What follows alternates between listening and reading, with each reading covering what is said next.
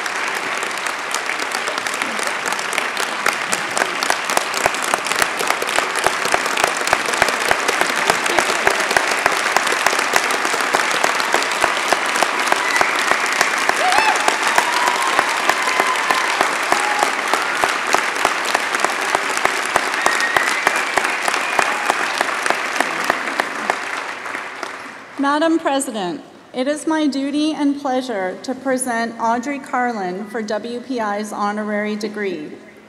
50 years ago, Audrey Carlin made history 3 times over. As WPI's first female graduate, as half of WPI's first alumni couple, she and her husband Alan received master's degrees in physics, the first advanced degree WPI awarded in that discipline, and as the first alumna to become a parent. Audrey and Alan welcomed their first son just a month after graduation.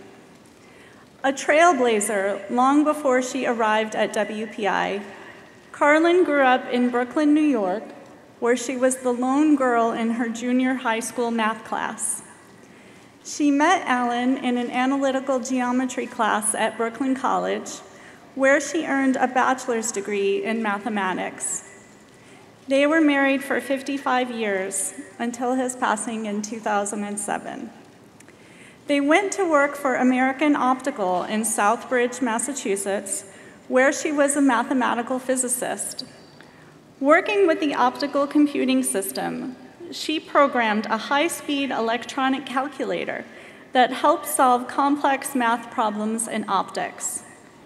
Her work contributed to advances in aspheric and multifocal lenses for continuous vision, and the couple helped with the development of TOD-AO, the groundbreaking film projection system first used for movies such as Oklahoma and Around the World in 80 Days. While at American Optical, the Carlins decided to pursue advanced study in mathematics and physics, joining colleagues who were taking on-site courses then being offered through WPI. After the program shifted to the WPI campus, they stuck with it and became the only AO employees to complete their graduate degrees. For her thesis, Audrey conducted what is considered WPI's first computer science project, using an IBM 650 console that was bigger than a refrigerator to investigate the electromagnetic scattering properties of spheroids. After the couple relocated to Rancho Palos Verdes, California, Audrey began a successful career as a professor of math and computer science, and also wrote several books that demystified math and science. An adventurous spirit, she is also a sailor, certified navigator, world traveler, bridge player, former competitive square dancer, and devoted grandmother. A loyal alumna, Carlin keeps a close eye on the university she helped shape. I enjoy keeping informed about happenings at WPI, she wrote in a recent class note. I am so proud that there is now a very talented woman president. For her outstanding professional achievements, her inspiring example to future WPI generations, and her trailblazing role in the history of the university, WPI is proud to confer on Audrey Carlin the degree of Doctor of Science, honoris causa.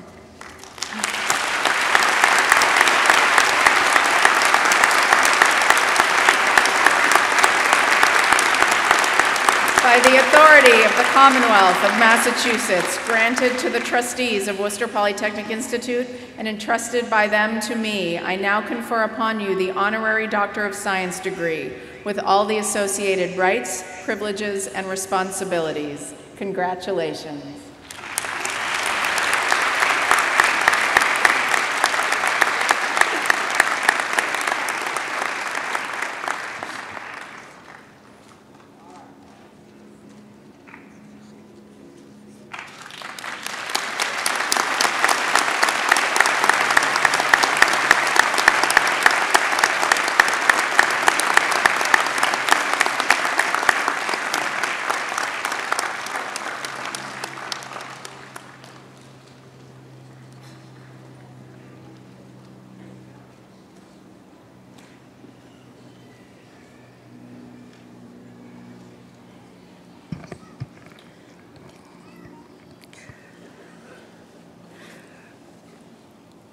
President Leshin, honorable attendees, men and women of the Worcester Polytechnic Institute class of 2017.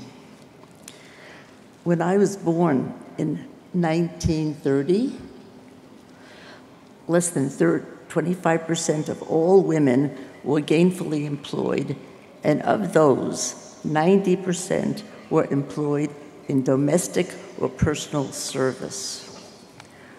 When I enrolled in Worcester Polytechnic Institute in 1954, obtaining a graduate degree was a fantasy for a young woman. I was the first and only female student on campus. Today, the women of America have come so far. Together with my two female role models, we are company presidents, teachers, property managers, authors, scientists, and space travelers. Now, women in America have so many opportunities. The progress we have made is unimaginable, and we must not let the progress stop. To all the women, I want to encourage your continued activities to obtain and maintain equality. To all the men, thank you for your continued support and your willingness to encourage the women in your lives, your mothers, your sisters, wives, children, and friends, to pursue their passions and excel in their talents. The most important and meaningful event in my lifetime was to meet and marry my beshert, my soulmate, my dearest friend and supporting husband, to whom I dedicate this degree, Alan Carlin, class of 1957, master's degree from Worcester Tech. We married in 1951, and he passed away in 2007. Alan encouraged me to broaden my studies from math to physics, and encouraged me to work on an MS in physics, especially at Worcester Polytechnic Institute, which had no female students at any level at that time. He taught me finances. He taught me the stock market and the options market. We had met in undergraduate class of math at Brooklyn College in Brooklyn, New York, and found we lived in the same neighborhood. I enjoyed the math studies and followed up on the computing field. First, the CPC, card program calculator, the IBM card program calculator, which used punch cards as output. You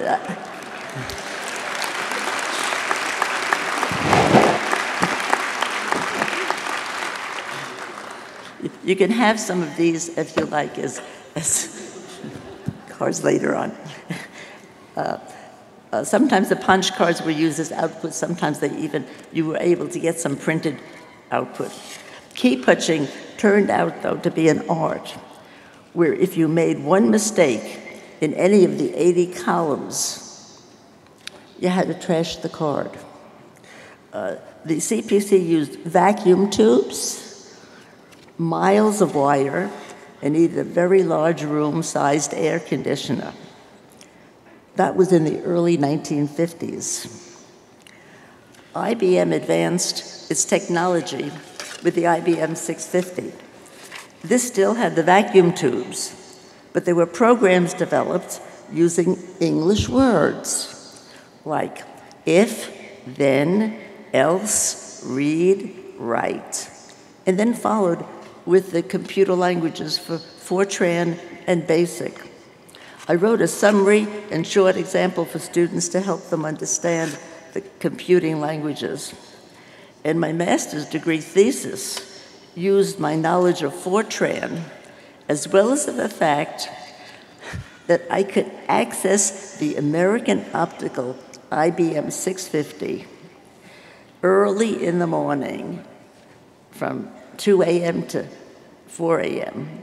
daily, if I wished, to turn out a thesis which solidified lots of data and considered the results to have it accepted. The thesis title was Scattering from Dielectric Spheroids. We graduate students worked at American Optical Company during the day and then went on campus at night and helped establish a master's degree program in physics. The professors didn't care if I was not a male student. One professor gave me a card to stick on the restrooms when it was needed. The card contained the word woman. And I was to knock first to make sure the coast was clear. By the time our graduation came around, I was 8 1/4 months pregnant and would need 2 robes. So for the decorum, I opted out of that ceremony. But not so the newspapers. Worcester Gazette, Southbridge Evening News, and a few others found out that there was a woman graduate at Worcester Polytechnic Institute. Well, the rest is history, as you know. American Optical Company was a well-known company in Southbridge for many years. They manufactured and designed excellent products, such as high-quality eyeglasses, excellent microscopes, and telescopes. They could have still been manufacturing these items, and many more exotic ones too, in Massachusetts, if they had carried forth their fantastic ideas and experiments while we were all there. They had one scientist walking around carrying a bundle of fibers. He told me they were optical fibers. This is in the 1950s. Optical fibers. Ever hear of that? Okay. Then another gentleman, another scientist, carried a large ruby and wondered, what could we do with that ruby? I wonder what we could do with that ruby. Okay, how about lasers? Well, in the American Optical Lab, my husband, Alan, was working on evaporating silicon on sapphire. And I was working on the IBM 650, designing continuous vision lenses, now called progressive lenses. As I look back, I see that American Optical Company could have done it all, but it did not happen. Alan's supervisor, Dr. Osterberg, in the physical optics section, wanted to research, get this, turning light beams on and off with the frequency of light. Just recently this year, I read a newspaper clipping that described transistors that work by rapidly switching a beam of laser light on and off at least 1 billion times a second. Alan and I continued on with our careers. I as a mathematician, physicist, author, and mother. Alan as physicist, chief engineer, consultant, politician. He was a politician in the Libertarian Party, and father. We also traveled, raced sailboats, and played at duplicate bridge. There are 3 Carlin children. Steve, he was the first baby born of 2 alumni, and the first to sleep under a lab bench at Worcester Tech. He is chief engineer in Northrop Division in Santa Barbara. Dave, my second son, is also a chief engineer working for Northrop on flightless helicopters. Now, my daughter, Sue, is a homeschool mother of 2 and works with nutritional products, but she is not a scientist. She and her husband just moved to a farm in Arkansas where they have 20 acres, which includes fruit trees, 150 chickens, 2 horses, 3 sheep, 4 cats, and 5 dogs. I continued as a professor in mathematics, but I found the students needed much more of the basics. So I wrote textbooks in pre-algebra and algebra, which definitely helped them. A lot has changed since the 1950s. And of course, I'm so happy to see the number of women who are eager to use their enthusiasm, creativity, and intelligence. Yes, we have a true spectrum of scientists, and you all have the brains and have been given the opportunity to use them. I mentioned how it was 60 years ago, but look at where we are today. And the future, you are the future. You can visualize these experiments, and you have the courage, intelligence, and opportunity to see where you can go with the newest technologies. The miniaturization of electronics and the plans for future of space travel have been astounding. There's more to look forward to, and you will be in the forefront of it all. As with the encouragement I received from Alan, the support of our men has assisted us as women to push forward and excel in our own chosen fields. Be supportive of those around you, and they will help your dreams flourish. Thank you for this great opportunity to speak to you today. I would like to express my appreciation and to thank my 2 companions who have come with me today all the way from California, Everly Weiss and Judith Hirsch. They're sitting right down here in the front row.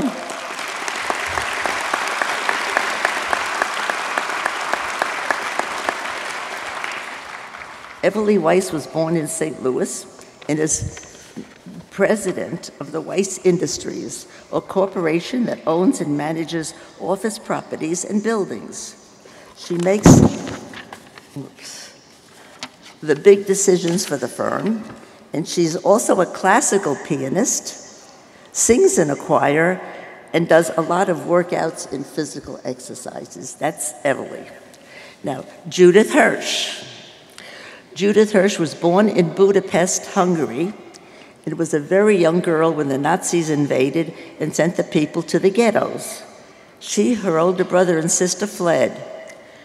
When the Nazis were beaten back and the Soviets took over, Judith found that the situation was even worse than with the Nazis. She and her family had been reunited, but the situation was still intolerable. Judith and other Holocaust survivors fled Hungary and were able to enter the United States. She had to make her own way and learn English. She took a job as a waitress. She studied to work as a hairdresser as well. Finally, she was able to move to California and took classes in real estate. She got a real estate license and manages properties herself. In her free time, she designs knitwear and works at knitting, crocheting, as well as knitting on a machine. She lives in Palos Verdes and loves the United States and appreciates our democracy. Thank you, ladies. It's an honor for me to have you as my friend. Thank you, Worcester Tech, for giving me the opportunity to achieve my goals and to meet this splendid graduating class. Thank you.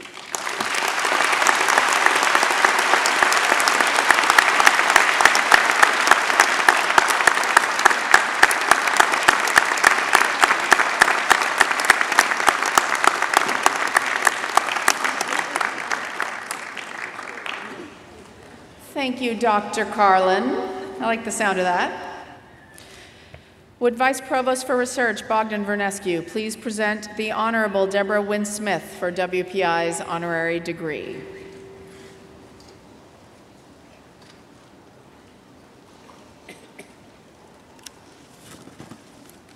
Madam President, it is my duty and pleasure to present the Honorable Deborah Wynne-Smith for WPI's honorary degree.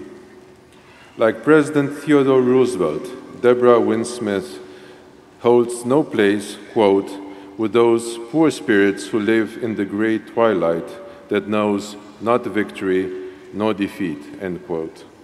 One of the world's leading voices on competitiveness, she has long advocated for the men and women who are actually in the arena, who strive to do the deeds and who spend themselves in a worthy cause.